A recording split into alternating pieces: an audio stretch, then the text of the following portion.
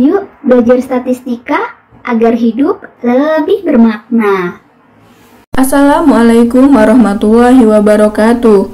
Video ini akan membahas tentang tutorial Excel membuat tabel frekuensi menggunakan pivot table. Pivot table adalah tools yang disediakan oleh Excel untuk meringkas data dalam bentuk tabel. Bisa berbentuk tabel frekuensi satu peubah, tabel kontingensi, maupun tabel yang terdiri atas beberapa peubah. Sehingga perlu diingat bahwa data yang akan diringkas menggunakan pivot table adalah data yang masih berbentuk raw data atau data mentah. Nah, kali ini kita akan bahas tabel frekuensi satu peubah. Mari kita mulai pembahasannya.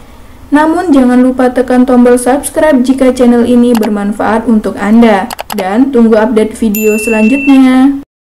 Oke, ini adalah raw data yang kita miliki, yaitu data tentang preferensi mahasiswa dalam memilih media pembelajaran online.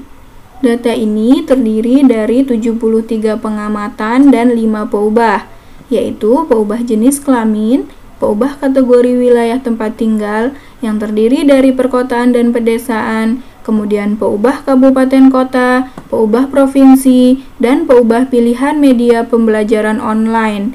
Nah, sekarang dari data ini kita akan membuat tabel frekuensi satu peubah.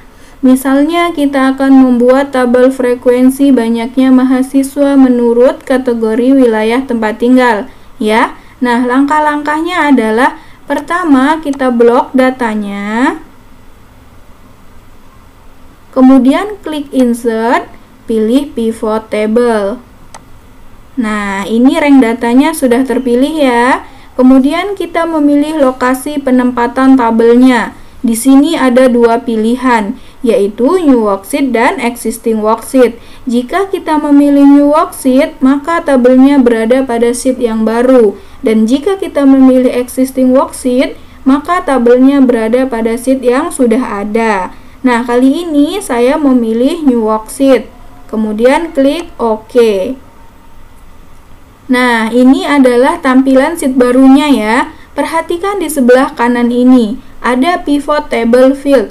Berisi semua data yang kita blok tadi, mulai dari nomor ID sampai pilihan media pembelajaran online. Kemudian di bawah ini ada kotak filter, kolom, row, dan value. Gunanya untuk meletakkan fields ini sesuai dengan kebutuhan kita. Nah, contohnya tadi, kita akan membuat tabel frekuensi banyaknya mahasiswa menurut kategori wilayah tempat tinggal, ya. Nah, maka kategori wilayah tempat tinggal ini kita checklist, atau bisa juga kita drag seperti ini ya.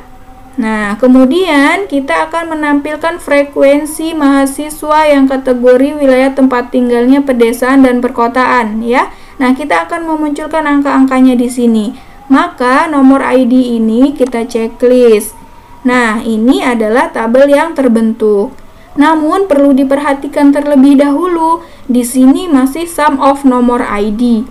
Kenapa kok sum? Karena nomor ID yang ada di data ini berupa angka-angka, sehingga oleh Excel ini dianggapnya sebagai suatu nilai numerik.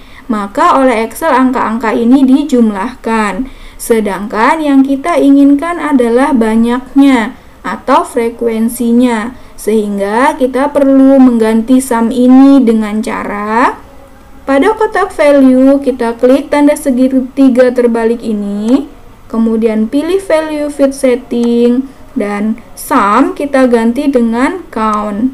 Klik OK ya. Nah, jika kita memilih count berarti yang ditampilkan adalah banyaknya atau frekuensinya. Jika kita memilih sum berarti yang ditampilkan adalah penjumlahan nilai-nilai data dari setiap pengamatan.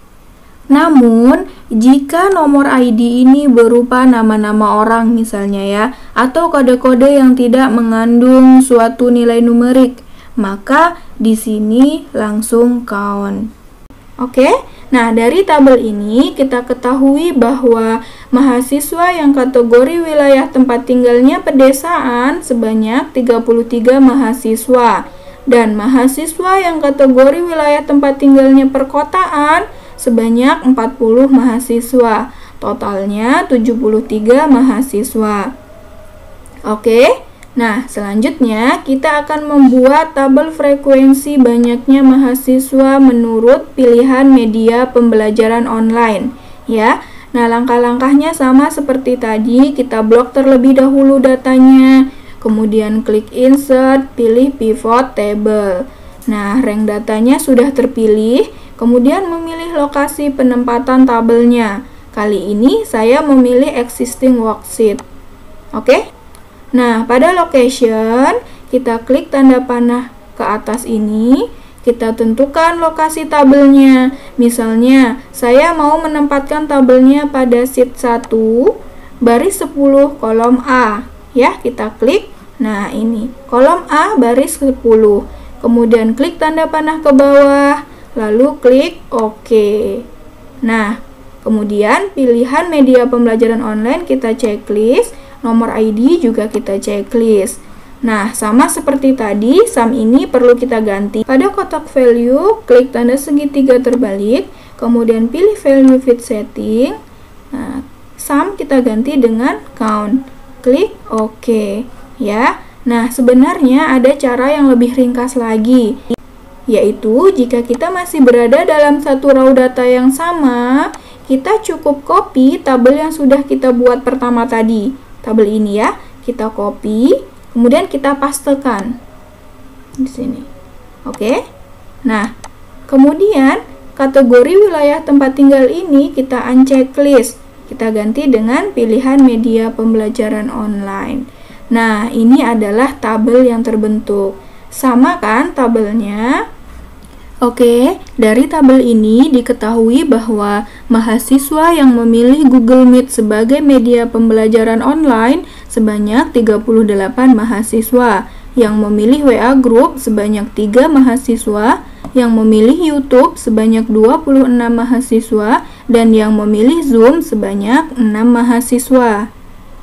Oke, bagaimana teman-teman? Mudah kan untuk dipahami? Nah, selanjutnya bagaimana jika kita ingin meringkas data ini ke dalam bentuk tabel berdasarkan dua peubah ini dan menyajikannya ke dalam grafik? Nah, akan dibahas pada video selanjutnya. Oke, terima kasih.